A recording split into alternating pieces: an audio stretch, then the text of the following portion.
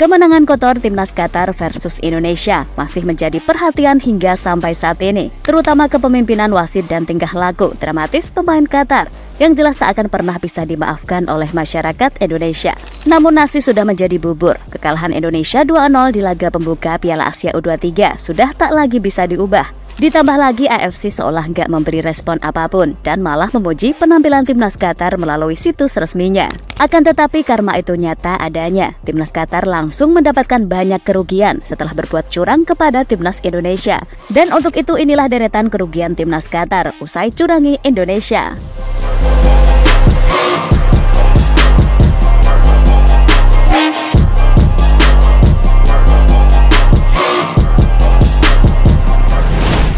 Tak bisa dipungkiri kekalahan atas Qatar kemarin masih meninggalkan rasa kekecewaan yang mendalam bagi semua elemen yang terlibat. Meskipun demikian banyak yang setuju bahwa dari segi permainan Indonesia mampu menyaingi tuan rumah yang kalau dilihat dari segi manapun gak ada bagus-bagusnya jika bukan karena dibela wasit. Bahkan ketika timnas bermain dengan 9 pemain, para punggawa Garuda Muda mampu menunjukkan fight dan pertahanan performa dengan sangat baik. Namun faktor eksternal seperti keputusan wasit yang kontroversial dan kegagalan dalam memanfaatkan peluang, terutama di kotak penalti, menjadi pukulan telak bagi timnas Indonesia. Ditambah lagi dengan blunder dari Hernando yang salah dalam membaca situasi bola mati, semakin menguatkan dominasi Qatar dan membuat Indonesia harus menerima kekalahan dalam laga perdana ini.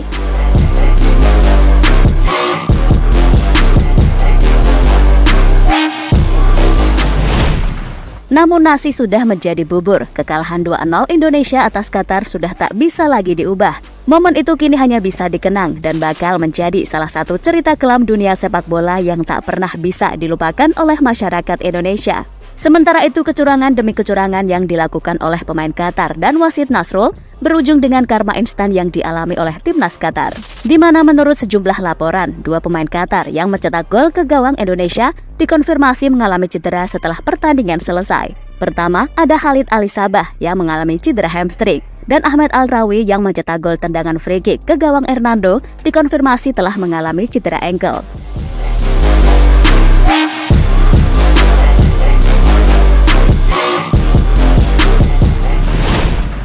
Sementara itu dengan cederanya 2 pemain tersebut, jelas Qatar akan dirugikan jelang menghadapi Yordania. Seperti kita ketahui, Khalid Alisabah dan Ahmed Al-Rawi merupakan salah satu pilar penting timnas Qatar selama di Piala Asia U23 tahun ini. Namun bagi masyarakat Indonesia jelas mereka sangat bangga, mengingat itu adalah sebagian dari karma setelah berbuat curang kepada timnas Indonesia. Bahkan tak sedikit dari masyarakat Indonesia mendoakan Qatar agar dikalahkan Yordania dan Australia dalam laga sisa babak penyisihan grup A Piala Asia U23.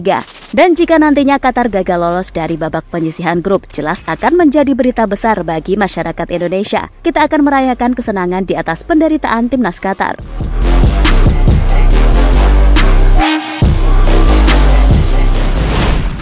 Sementara itu, meskipun banyak yang bersyukur dengan kemenangan yang diraih oleh timnas Qatar, kenyataannya masih ada sejumlah penggemar Qatar yang merasa bahwa kemenangan tersebut tidak sepenuhnya adil. Mereka berpendapat bahwa timnas U23 Qatar tidak pantas mendapatkan kemenangan, mengingat performa mereka yang jauh dari memuaskan dalam pertandingan tersebut. Sebagian besar yang menonton pertandingan penuh menyadari bahwa permainan timnas U23 Qatar tidak begitu mengesankan. Akurasi passing mereka di bawah 75%, yang jelas-jelas menunjukkan bahwa mereka memiliki banyak kelemahan dalam menjaga kontrol permainan. Ditambah lagi meskipun Indonesia memiliki lebih banyak peluang besar, namun ketidakmampuan para pemain timnas dalam menyelesaikan peluang menjadi kendala utama. Namun pada akhirnya seperti yang sering terjadi dalam dunia sepak bola, faktor eksternal seperti kekuatan finansial dan pengaruh politik juga dapat mempengaruhi hasil pertandingan. Realitasnya adalah bahwa dalam kompetisi seperti AFC, faktor-faktor tersebut dapat memainkan peran penting dalam menentukan hasil akhir suatu pertandingan. Perlu diingat bahwa kritik terhadap kemenangan Qatar mungkin hanya berlaku di tingkat AFC. Di level internasional, terutama jika pertandingan diawasi oleh wasit dari Eropa, tim Qatar dan lawan-lawannya mungkin akan diperlakukan dengan lebih adil dan objektif, tanpa adanya pengaruh dari faktor eksternal seperti yang terjadi di level regional.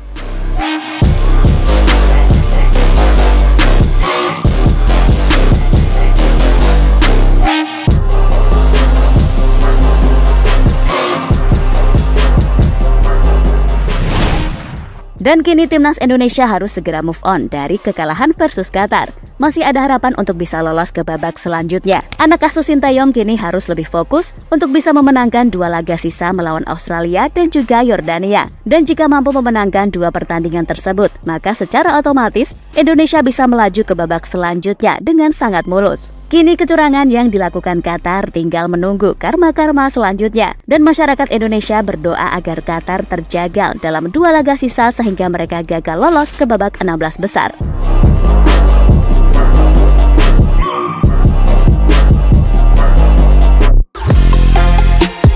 Halo, izin iklan sebentar ya guys. Jadikan ruangmu bernuansa timnas. Temukan beragam poster dinding, sepak bola dan timnas dengan desain menawan, kualitas premium dan harga yang tidak akan menguras kantong. Segera klik link Shopee di deskripsi video ini dan dukung timnas dengan sepenuh hati.